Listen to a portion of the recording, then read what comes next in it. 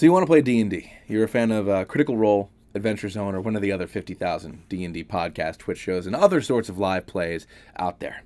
Well, you've come to the right place. I'm going to give you a rundown of how I willed my campaigns into existence and taught myself how to be an alright DM. Nothing too crazy.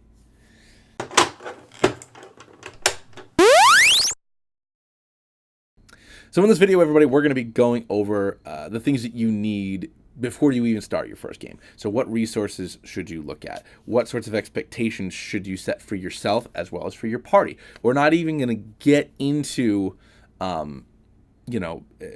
homebrew versus the books versus the modules that you can download from other folks online, or some kind of combination of all of those things. We're not going to get into how necessarily all the classes are played. Those will be other videos, other things. So this is just going to be expectations you should have for yourself.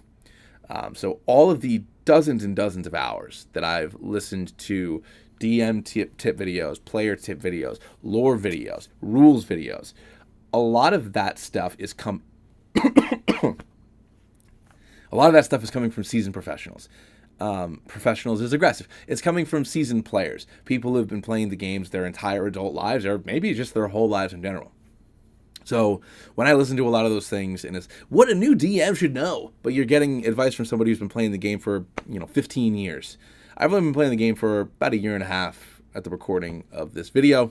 So there are some things that I wish that those other videos, which I love them, you should go listen to them.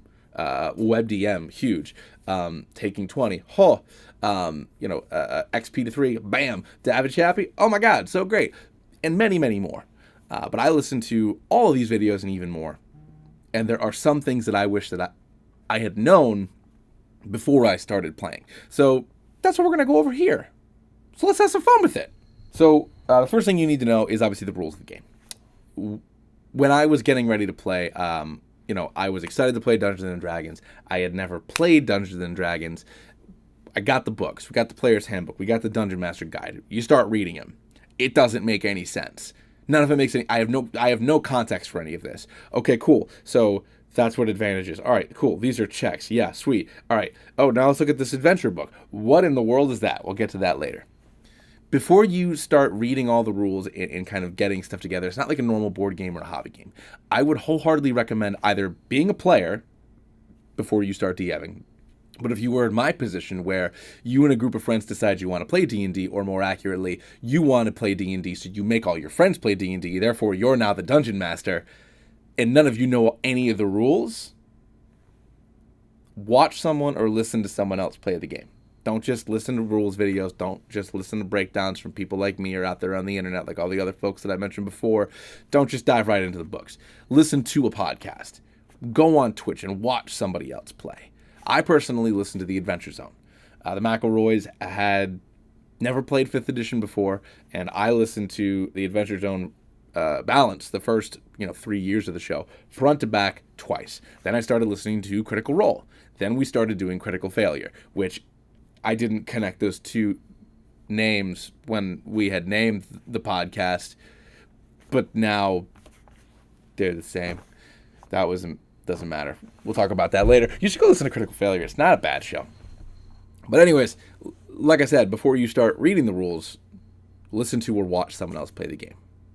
After you have listened to or watched someone else play the game, then read the rules. Then you'll have context for those rules. You'll know what advantages, what disadvantages is already. You'll know different scenarios or when it's appropriate to ask for a roll. All those sorts of things that are part of being a dungeon master. All those different things that you just need to know.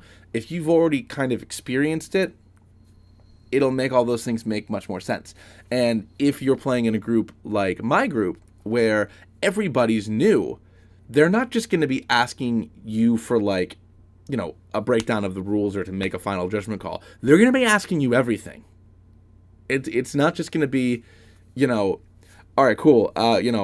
This person's in my face. If I attack with my crossbow, am I going to have disadvantage? They're not even going to know that that's a thing that you could have in the first place. They have no idea. They don't know how many D6's Fireball is. They don't know that an attack is an attack. An attack isn't just an offensive thing. So if you have an Eldritch Knight who wants to cast Firebolt and then swing somebody at their sword, but they're not on level 12 yet, so they don't have the ability to do that. They don't know that they can't do that, and that doesn't make sense to them. So you need to know those things. So listening to somebody else do it and then reading it will make your life significantly easier. So do that. Now, even though you're not playing the game, you are the dungeon master, you're coming up with the NPCs, you're coming up with the story, you're guiding everybody through this adventure, you're the final rules person that gets the final say on things. It's the player's responsibility to make their characters. That being said, you should make a bunch of characters. I made a bunch of characters with a bunch of different races and just leveled them up randomly and did all that stuff. Now, why do that? Well, because kind of like what I said before, if your players have never played before, they're going to be asking you what they're allowed to do. And if you don't know, number one, you're going to look like it. You're going to look like you don't know what you're talking about. You're going to lose their confidence in some capacity if you don't know what the rule is, if you don't know how the thing works. Also, it's going to break the flow. It might discourage that player from asking you questions in the future when they should. So, does the rogue have advantage? The answer is probably, because you just always have advantage, to be completely honest. But maybe they don't know that. Oh, I want to do a sneak attack. Well, you don't have advantage. Well, how do I get advantage? Well, I mean, somebody else needs to be within 5 feet of them so you can kind of flank them. But also, like, if you do something really cool, maybe you'll get it. If you can respond to their question like that, it doesn't break the flow of the game. It doesn't slow everybody else down, and it's not going to get the other players frustrated because they're waiting to do their cool thing. So you should know how the different classes operate, and I'll be making some videos to go over all those things. So stay tuned, and look for that later. Or all the other people that I mentioned a few minutes ago, go watch and listen to their videos, or just sit there on D&D Beyond like I did for literally weeks, making every combination of character you could possibly think of so you could know every single little thing that every single one of them could do. Now, before you play the game and do all those things, you're planning what the session is going to be. You need to have some kind of resource, obviously. I should have talked about that earlier at the top of the video. I did not do that. So I started downloading a bunch of apps on my phone and on my tablet, and I was running through the physical books because my brother and our old roommate had those, and it was just, I couldn't do it. I read all the rules. I was making characters in all these different apps, but there wasn't anything telling me either why I could do something or there was nothing preventing me from doing something. So maybe it was Roll20, I don't remember. There was an app I had that people love Roll20. Roll20 is great. But like I could, I made a character and I could just give them whatever I wanted. Because you could, the DM can make a call and give you an extra feat or let you do this or that or the other thing. I personally like D&D Beyond. It's very clear what you are and are not allowed to do. Now, there are things in place for editing them and adding things that you're not supposed to do, but, all right, cool, so this weapon, so I'm proficient with it, so I get extra this and that, and also I get my modifier, my ability modifier is this, so I think that I have plus that. All that math is just done for you. It's already there. And then you can reverse engineer it and get an idea of what it is. So find whatever resource works for you. I personally like D&D Beyond. So take that with what you will.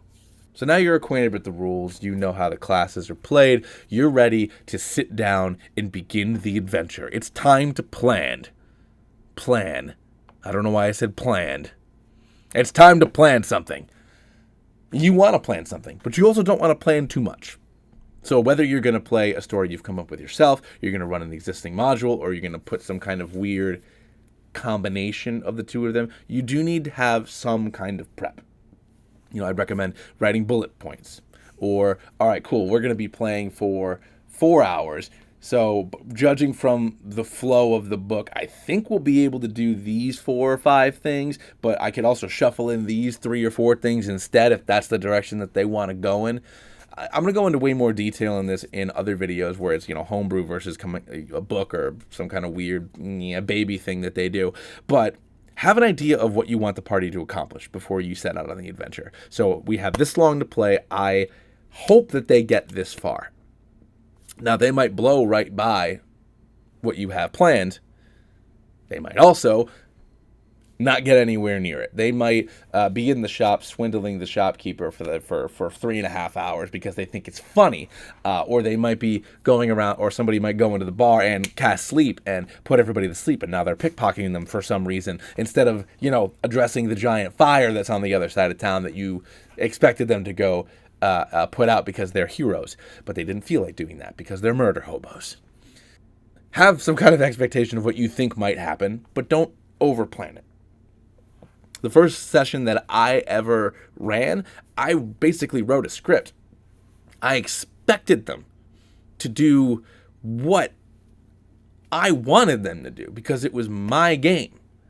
But within 5 minutes, I didn't know what to do because the players didn't answer the question that the NPC had asked them in one of the 3 or 4 ways that I had planned. So I just had to throw them into the next step of my story to make my plan happen.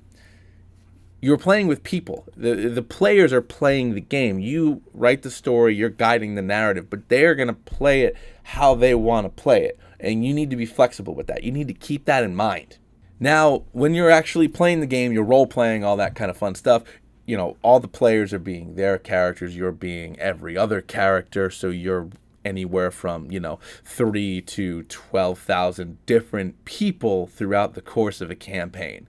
You're all the monsters. You were all the NPCs. You were all the bad guys. You were all the allies. You were all the everything. Get into it as much as you can.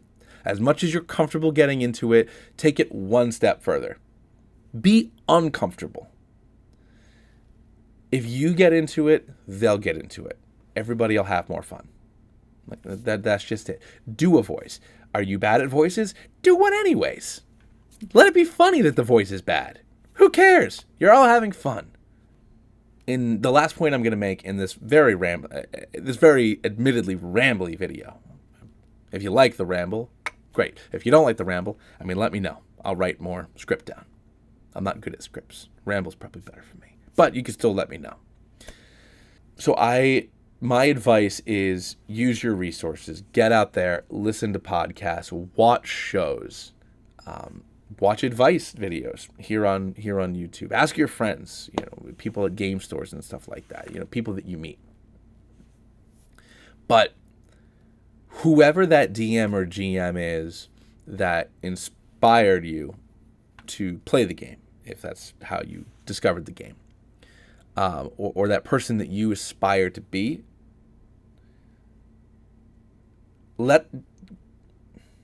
set this expectation with your players, obviously, but also set the expectation, most importantly, with yourself. You are not that person. You're not, and that's fine. A lot of the people that we watch in these videos or listen to in these podcasts have been playing the game for a long time. A long time. And you need to find a way to make the game your game. Your players will have fun if you're having fun. I spent so many sessions apologizing afterwards because it didn't live up to what I had planned in my head. All the things that I wanted to do happened, or all the things that I thought might happen happened. But it wasn't as good as, me listening to Matt Mercer, or I wasn't weaving the narrative the same way that I felt that Griffin did in Adventure Zone. So, but that doesn't matter. If your players are having fun, then who cares? That's what matters. You're here to have fun. And at the end of the day, your friends are going to remember that epic boss fight or conning an entire town out of its money, that endearing NPC that you didn't expect to be anything but ended up being their best friend. Not the fact that you thought that the ending wasn't as cool as you thought it was going to be when you wrote it down. Just remember that when you're playing. It's for fun. And have fun. But thank you all so much for watching. If you liked the video, go ahead and like it. If you didn't like the video, well, let me know how I can make it better. go listen to Critical Failure because it's a show that I like to make, and I would like to continue to make it. You can check out the Twitter and the Instagram and all that fun stuff. Thank you all so much for watching. We're going to keep on doing this. We're going to be talking about how to write your own campaign, or at least what I did. All of my advice, all the things that I talk about, are from the perspective of somebody that is still kind of new. So this is what I like to do. But I'll catch you guys in the next one. See ya.